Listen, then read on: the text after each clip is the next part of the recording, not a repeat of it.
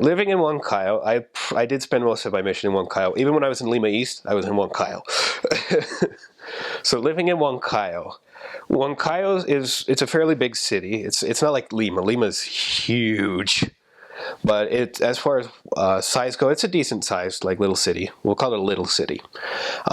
It's got this place where it kind of naturally splits, where the Rio Mantaro kind of just passes between two halves of it.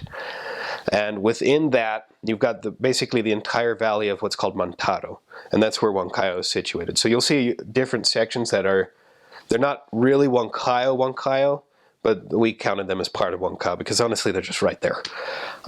So you've got this natural river which kind of just runs through it. On one half of the river you have this place called El Tambo, which is a district, which has some other districts which surround it in provinces.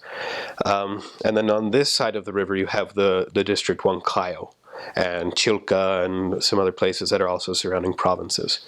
Towards the middle of this area is a place that's fairly commercial. This is a place where you'll see hotels. They're not huge hotels. Again, this isn't a big city. So you know, don't expect skyscrapers where you're like, whoa. You know, this is a poor people. This is not a very big city. So you'll probably see maybe 7 stories or so, but not huge.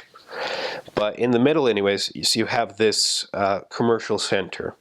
In particular, you've got La Plaza de Armas, which is kind of what I would consider the center of Huancayo, which has their traditional Catholic church like right in the middle of it.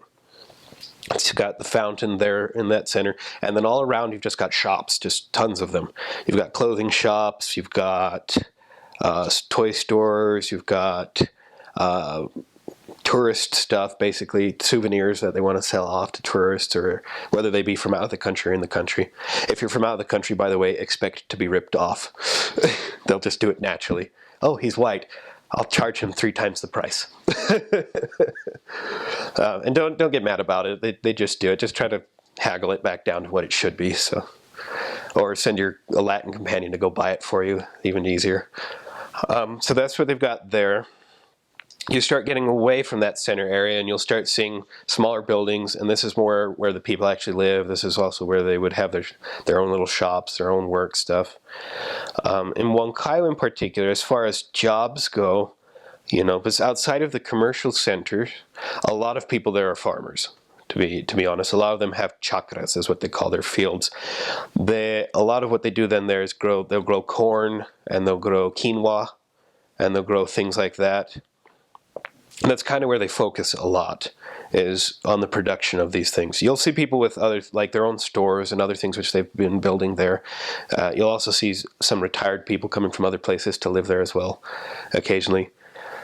But the amount of fields that I actually saw there was just massive, especially as you get outside of the actual city. You'll see more fields, more chacra, more of these places where they're just growing things and where they're trying to do farming.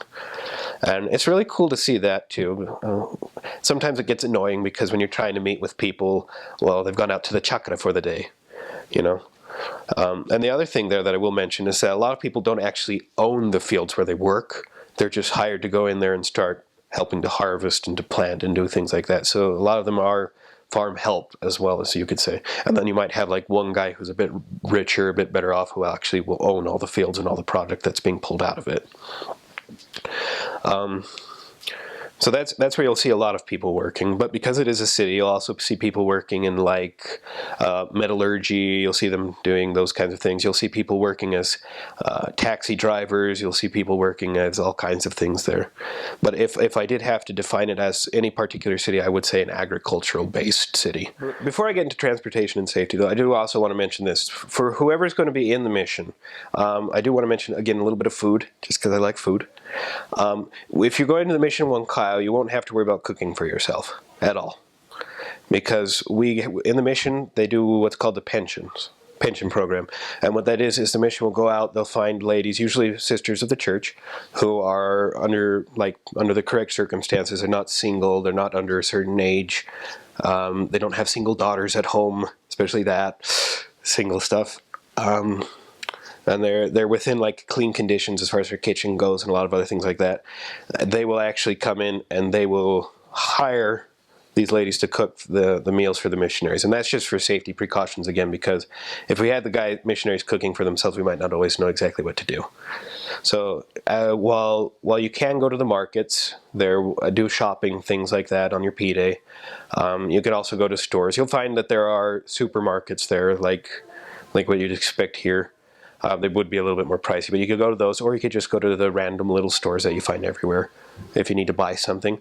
But food won't really need to be something that you need to worry about all the time. Maybe if you just want a snack. But if you do need, for example, to get to go buy shampoo, soaps, whatever, just find one of the stores. In Huancayo, there are a few supermarkets that you could go check out.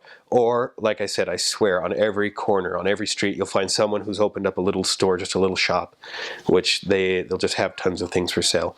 A lot of it just depends on how much you want to pay and making sure that the prices are decent. Now, as for transportation in Huancayo, Huancayo's transport usually will involve one of two things. You'll either be running around in taxis, or you'll be in what's called a combi. And basically the combi is just this big van with a bunch of seats, which you can just pay like a low flat rate to get on, drive it to a certain place, and then you get off. Usually they'll just let you get on and then you pay them. They'll start asking for money about halfway through, or when you get off they'll ask you to pay. Usually it just costs like 1 or 2 sols. Sometimes it might cost 3, depending on distance and how long you're actually on the combi for. Like, for example, if you're just there for like half a ride, they might just charge you 50 cents each. So you just give them 1 sol for everybody and you get off. Taxis will be a little bit more expensive, obviously, because you're heading more specific.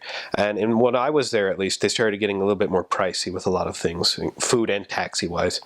The first time I was in Huancayo, I could get from one place to another in a taxi, just a short distance, for like 3 sols.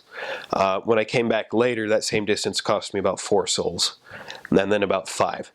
The thing about the taxis, though, is that you can haggle with those guys and try to lower the price, which is nice. We actually had one cool experience on Christmas. Christmas is crazy, and they will raise all the prices because they will take advantage of that for everything. But we were trying to get a taxi on Christmas because we wanted to go sing with on Christmas Eve with our zone in the middle of Huancayo.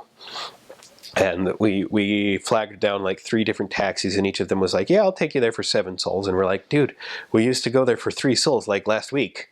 What are you doing? This is ridiculous.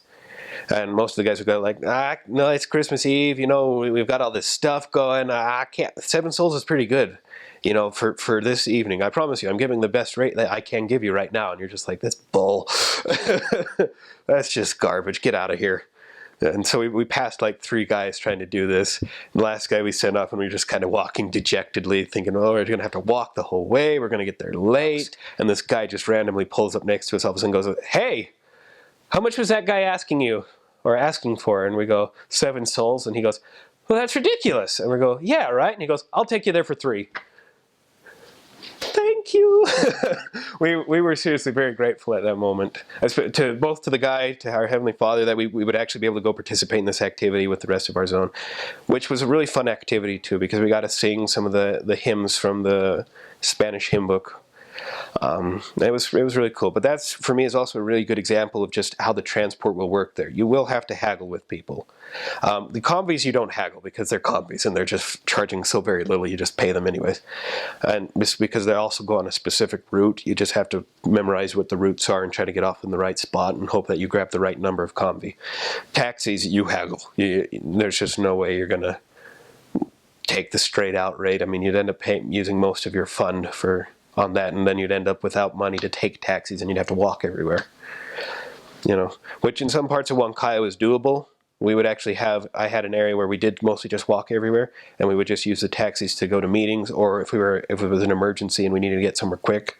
But other than that, we just walked too. So you'll find areas where that's a little more normal.